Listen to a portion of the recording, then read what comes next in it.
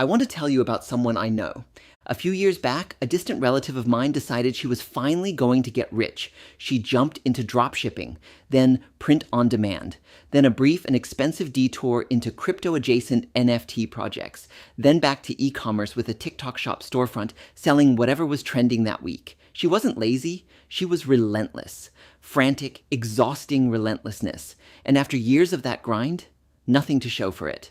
Looking back, I can identify two fatal flaws. First, she had no idea who she was selling to. She chased trends, not people, picking products based on what was hot, not on a specific customer she genuinely understood.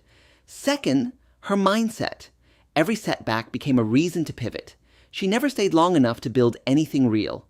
I think about her every time I see someone ask, "What's the fastest way to make money online?" Because that question, that framing, is exactly what keeps people broke. Welcome to Bullish Books. I'm Lei, and today we're going deep on a 10-step playbook for building a real 7-figure product business in the era of Amazon, TikTok, Instagram, and YouTube. Not a get-rich-quick scheme. A disciplined, honest game plan for people who are serious about building something that lasts. Here's what you'll walk away with. How to pick the right niche, find the right product, fund your launch, build an audience primed to buy before you ever hit go, and scale that into a business someone might one day pay you millions to own. Let's start with the landscape, because the opportunity right now is genuinely unlike anything in history. TikTok, YouTube, Instagram, these aren't just entertainment platforms. They're distribution channels, product discovery engines, and brand building machines rolled into one. The barrier to starting a business has never been lower. The barrier to standing out, however, has never been higher. And this is where most people get confused. They see someone making $200,000 selling Korean skincare through TikTok and think, I just need to find a hot product. What they miss is that the skincare creator wasn't selling products. She was selling an identity, a community. The products were almost incidental. Think about Black Rifle Coffee. Their ads don't talk about flavor profiles or roast levels. They show guys shooting guns and drinking coffee with a vibe that basically says, if you love America and hate woke Starbucks, this is your coffee. Are their beans any different? Probably not, but they've claimed a specific tribe, and that tribe is fiercely loyal. Dollar Shave Club started with a $5,000 video and a shoestring budget.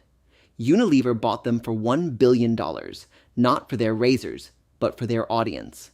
That's the game we're playing. So, step 1, the most common mistake aspiring entrepreneurs make is leading with the product. I want to sell eco-friendly water bottles. I found a cool gadget on Alibaba. This is completely backwards. The product is the last question. The first question is, who is your person? Not a demographic, a specific human being. What does she care about? What problem is keeping him up at night? What does he already buy? The best founders are often their own customer, solving a problem they've personally experienced for people who are essentially them. Here's a real example. Moiz Ali tried a popular natural deodorant and hated it because it simply didn't work. He figured other health-conscious consumers felt the same way. He spent $500 on prototypes, launched in online forums where those people already hung out, and sold out immediately. That was native deodorant. Procter & Gamble later acquired it for $100 million. 18 months from a $500 prototype to a 9-figure exit. The niche is the foundation. Everything else is built on top of it. Once you know your person, you're looking for what they already buy and how to do it better. This is where entrepreneurial anxiety kicks in. People want to create something original, something disruptive, and in chasing that, they spend years in ideation mode, building something the market never asked for. The smarter path? Go to Amazon, search the type of product you're considering, and read the 1-star reviews on the top sellers. That review section is a free focus group. It tells you exactly what people want that nobody is currently delivering. Then build a version that fixes those specific complaints. You're not reinventing anything. You're listening, then executing. You don't need a billion-dollar idea. You need a product 1,000 people love deeply. Now let's talk money, because this is where a lot of promising ideas die. The most paralyzing myth in entrepreneurship is that you need significant capital to start. You don't. What you need is enough to order your first batch of inventory and get it in front of your audience. The principle that cuts through all the noise: sales solve funding problems. When money is tight, your instinct might be to pause and plan. The opposite is true. Take a sale. One sale creates momentum. Momentum creates more sales. More sales create options. Crowdfunding platforms are an underrated tool here. You validate demand before spending money on production and fund that production with pre-orders. Revenue first, then scale. Here's one of my favorite ideas in this entire framework: stacking the deck. Launch day should not be a surprise. Most first-time entrepreneurs work in secret for months, then drop the product and wonder why nobody's buying. The smarter play is to build a warm audience before you have anything to sell. How? Document the journey, post photos of your prototype, share why you're building this, let people in. It builds trust before you've sold a single unit. People root for founders they've watched struggle and iterate.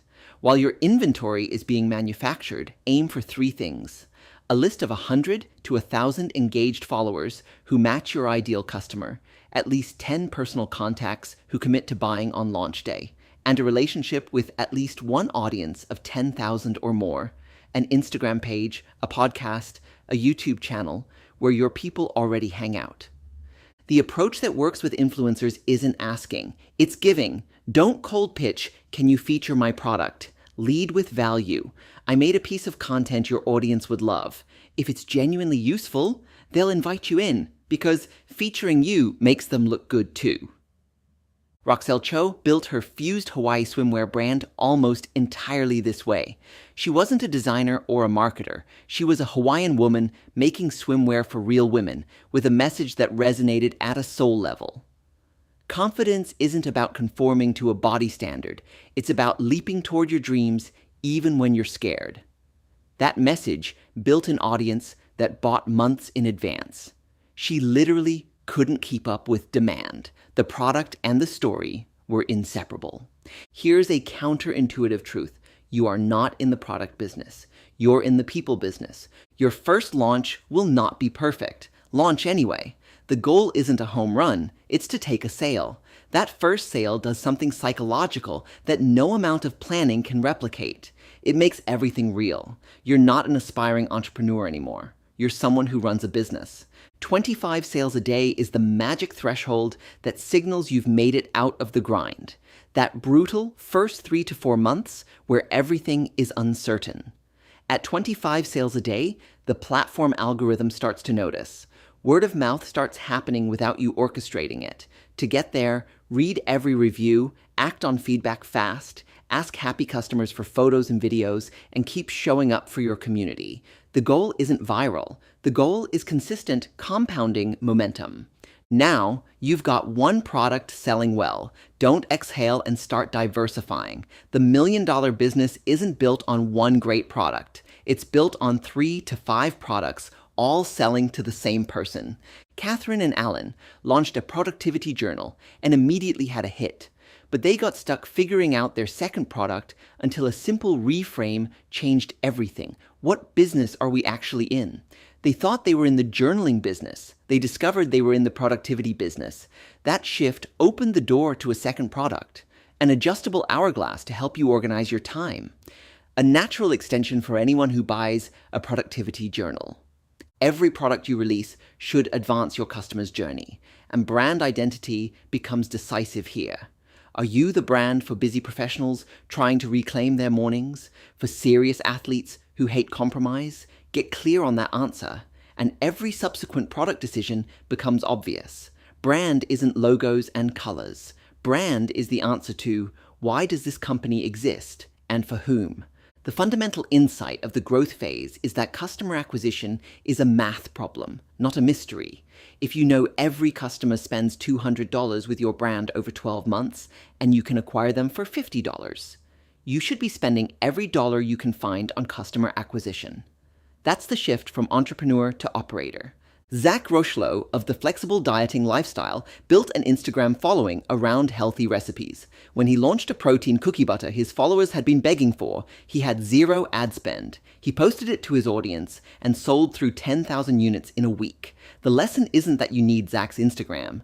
The lesson is that he built the audience first, then created the product. By the time he needed sales, the demand was already there. Let me be honest with you. This is where most people quit. Not because the business isn't working, because the middle period is unglamorous, repetitive, and feels nothing like the success story they envisioned.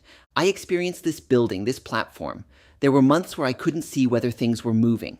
I published content that felt like shouting into a void. The thing that kept me going wasn't optimism. It was the clarity of the process, knowing that if I kept doing the right things consistently, the results would compound. That's the real gift of having a framework. A map for the dark parts of the journey, so you don't mistake a growth plateau for a dead end. One principle matters above almost everything else. Keep your chips on the table. The businesses that reach true exits, the ones acquired for life-changing multiples, are the ones where the founder stayed in the game long enough for compound growth to do its work. Eventually, if you've built the right brand with the right audience, someone will come knocking. What acquirers are buying isn't your product formulations. It's your audience, your reviews, your brand identity. Deals negotiated from desperation sell at a discount.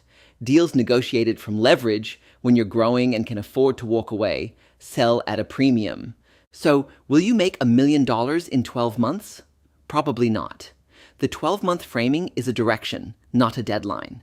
Most entrepreneurs who follow this framework won't hit 7 figures in year 1, but they'll build something the quick flip crowd never achieves: a real business, a real brand, a real asset that compounds over time. Here's the framework distilled. Start with a person, not a product. Identity marketing beats mass marketing. Build your audience before you need it. Sell first, perfect later. 3 to 5 products serving the same person is $1 million business. And keep your chips on the table. Your homework. Write down one specific person you could serve. Give them a name, a job, a Saturday routine. Then ask, what do they wish was better? That one question is the entire foundation. The full article with all 10 steps and every example is at bullishbooks.com. I'll link it directly in the description. If this episode resonated, subscribe wherever you're listening, or hit that subscribe button if you're watching on YouTube. I'm Lei, this is Bullish Books, and I'll see you in the next one.